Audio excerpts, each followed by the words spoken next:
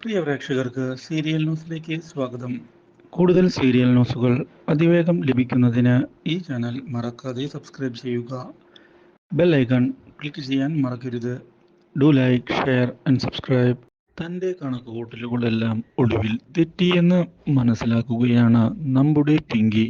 മാത്രവുമല്ല, ഗൗതം വീണ്ടും നന്ദയുടെ അടുത്തേക്ക് പോവുകയാണ് എന്നും ഇരുവരും വീണ്ടും സ്നേഹത്തിലാവുകയും ചെയ്തു എന്ന് തിരിച്ചറിയുകയും ചെയ്തതിനെ തുടർന്ന് പിങ്കിയുടെ പ്രതീക്ഷകൾ വീണ്ടും അസ്തമിച്ച് തുടങ്ങുകയാണ്.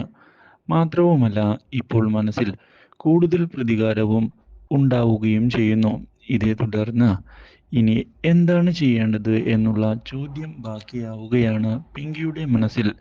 ഇതേ സമയം നമ്മുടെ നന്ദയാകട്ടെ പിങ്കിയെയും അതുപോലെ തന്നെ അർജുനെയും ഒന്നിപ്പിക്കുന്നതിന് വേണ്ടിയുള്ള നീക്കവുമായി മുന്നിലേക്ക് വരികയും ഈ കാര്യം പിങ്കിയോട് പറയുകയും ചെയ്യുന്നു.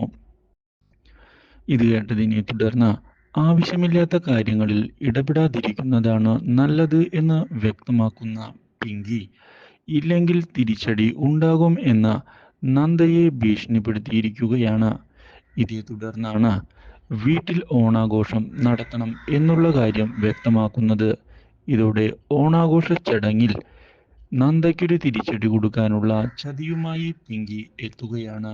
Do like, share and subscribe.